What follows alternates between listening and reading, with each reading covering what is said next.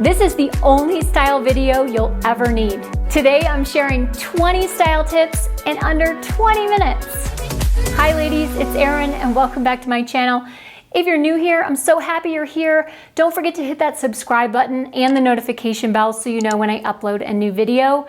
Today we're going to talk about some of my favorite all-time holy grail style tips. We're going to go through these pretty quickly because we want to get to all of them in under 20 minutes. So let's get started. Tip number 1 is about cuffing your sleeve, the perfect cuff. How to create the perfect cuff with your button-down shirt or your jacket. All you're gonna do is unbutton the buttons at the bottom of the sleeve, then fold the bottom of the sleeve up, creating one long cuff, think around 6 inches. Then you're gonna take the bottom of the sleeve that you've already cuffed and cuff it again on top of the fold you just created. You're gonna leave a little bit of the sleeve out at the top, and with that little extra sleeve peeping out, you're gonna fold the corners of the sleeve down, creating the J. Crew cuff. This is what you should do when you wanna cuff your shirt. It's an elegant, chic, effortless way to cuff your shirt.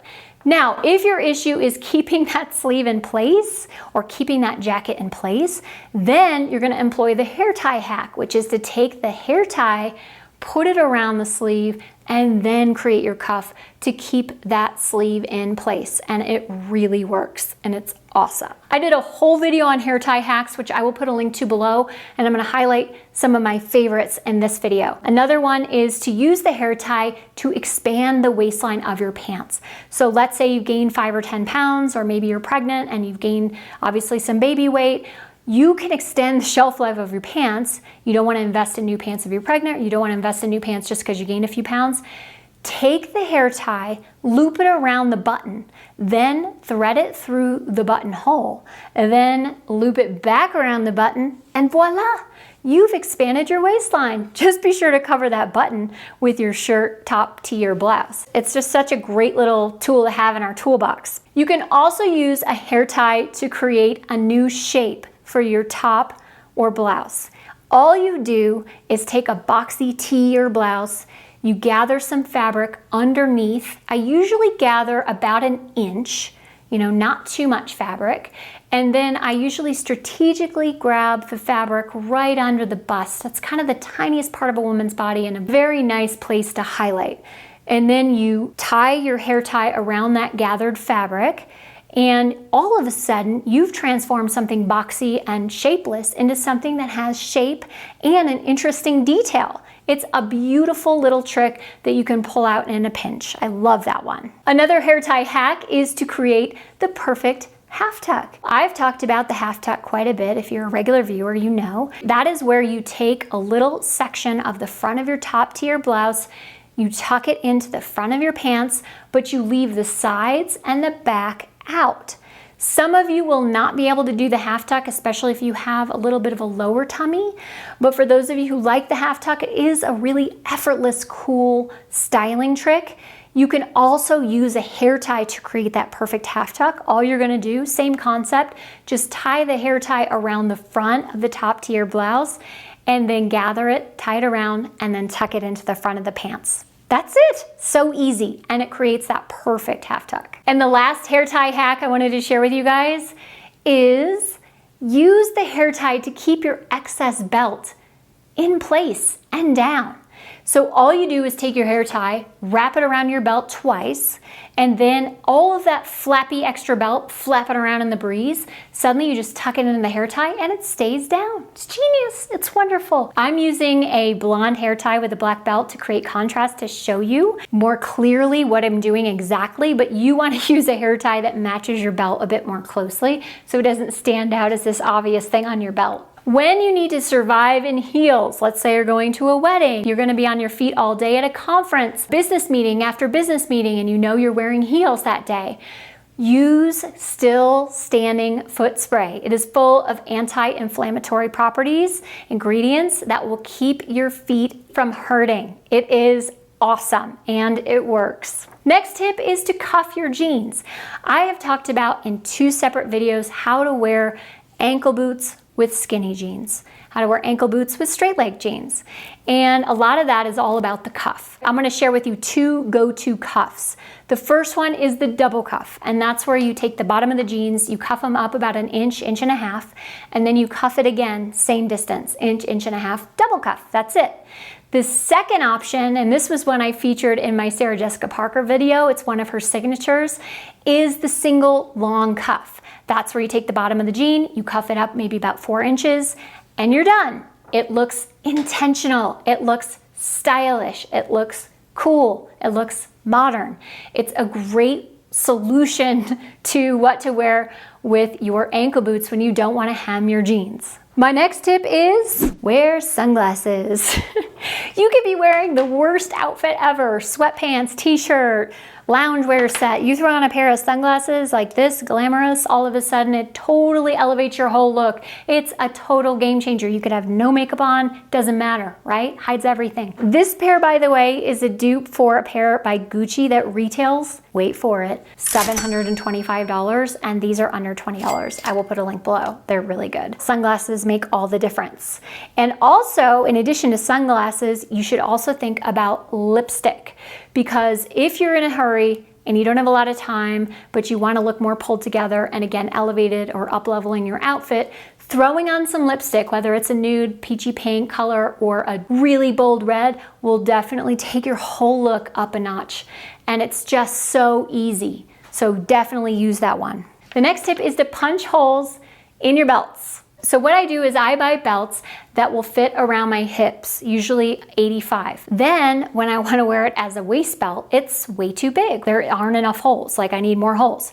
So what I do is I pull out my trusty, very affordable Amazon leather hole puncher, and I create a couple extra holes, and then all of a sudden I can take that 85 belt and turn it into a 75 belt and wear it around my waist. It's perfect. The other thing you can do to maximize versatility, especially if you're investing a bit more in a belt, is to buy a reversible option. I recommend buying a brown and black combination for the most versatility. Don't underestimate the power of smooth undergarments. When you look lumpy and bumpy under your clothes, there is nothing that will wreck your outfit faster. You've got to have smooth undergarments. I did a whole video on smooth undergarments. I'll put a link to it below, but essentially there are 2 key things I wanted to highlight. The first is a bra that not only is smooth in the front, but is smooth in the back as well. No back fat, no bra bulge, and that's the Soma Vanishing Back Bra. Talked about it a lot, but it's a genius bra, smooth all the way around, front and back. The other thing you must have is a pair of no-show panties.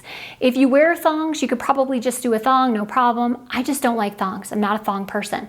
So I like the Soma no-show panties, but any no-show panty that you like will be fine. You just want to be thinking about not having those panty lines, keeping everything smooth, keeping everything lump and bump free, and that will definitely keep you looking more stylish and elevated. I think we're on 13 now. My 13th tip is to have a style uniform. What do I mean by that? I mean your go-to outfit combination that you know no matter what comes your way, what anyone throws at you, you're feeling on top of your game, confident, it fits and flatters your body, you love it, you feel good in it.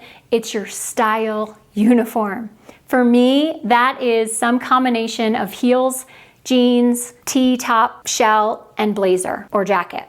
And that's it. That's my uniform. That's my go-to. Not sure what to wear? That's it. Something big coming up and you're feeling uninspired? Use your style uniform. There's a zillion combinations of your uniform if you want to mix things up, but just having that combination in your head and knowing that's your go-to is really a lifesaver. Finding the perfect jeans is so crucial.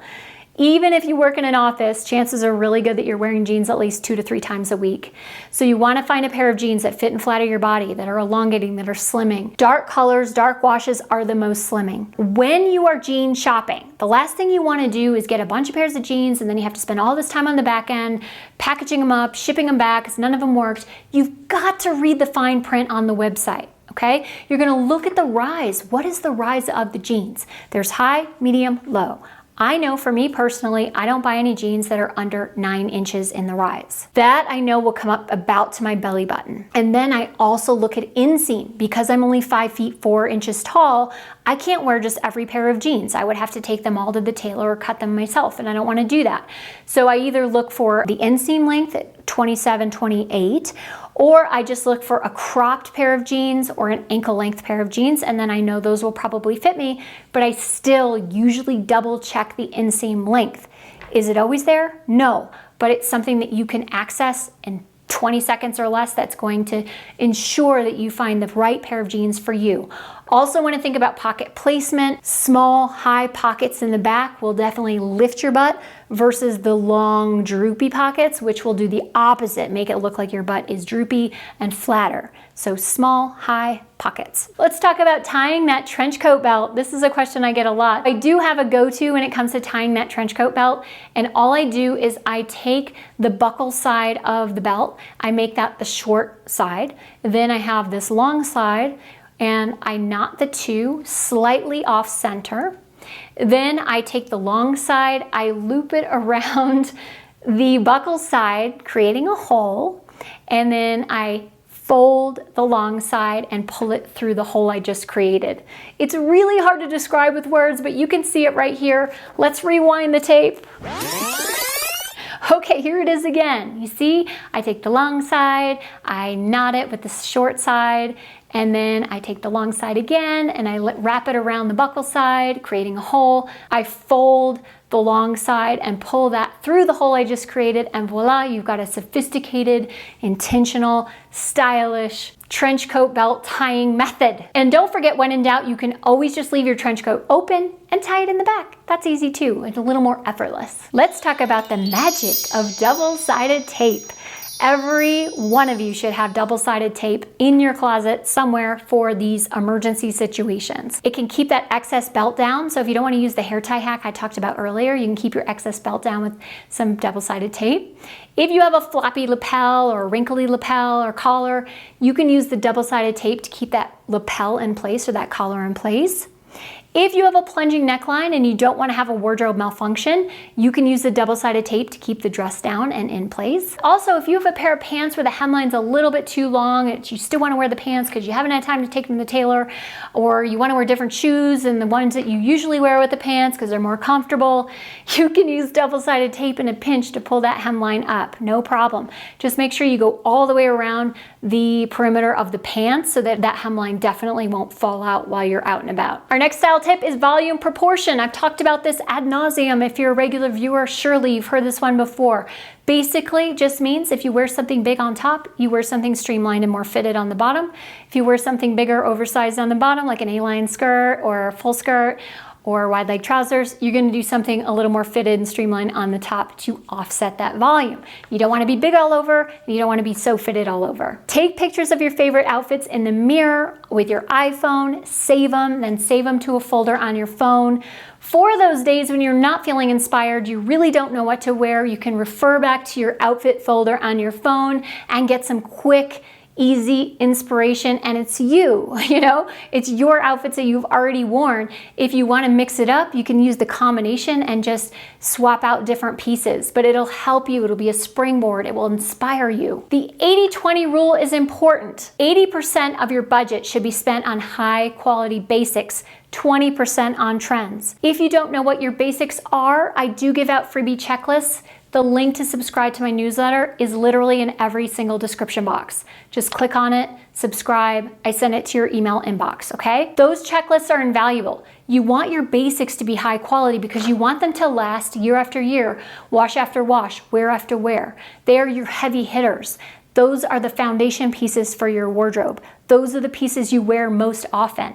We might want to spend 80% on the trends and the fun pieces and the sparkle and the glitter and all the color and the print, but you really can't be doing that. You've got to be spending the most of your budget, the 80% of your budget, on the high quality basics and 20% on the trends. And let's check the time. Okay, the last style tip is to know your shape, your body shape. I've done a whole series on this. What is your body shape? How to determine your body shape? Do you have a long torso? Do you have a short torso?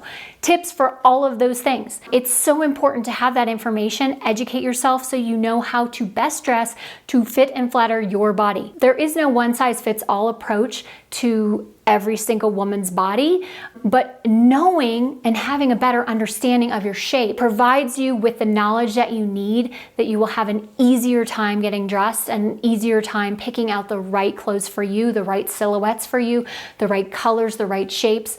Once you understand your body shape, you then can buy the right things so that you can be your most stylish self. Again, I will put links to those videos I've done already about body shape in the description box below, but you should also know your body shape and whether you have a long or short torso. That's a big deal as well. Whew, we did it, under 20 minutes, yay! I feel like I talked so fast, I think I probably did. If you guys love this video and you wanna see more like it, don't forget to hit that subscribe button.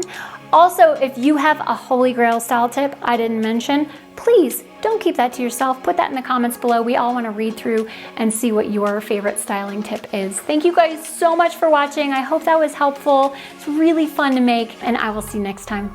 Bye.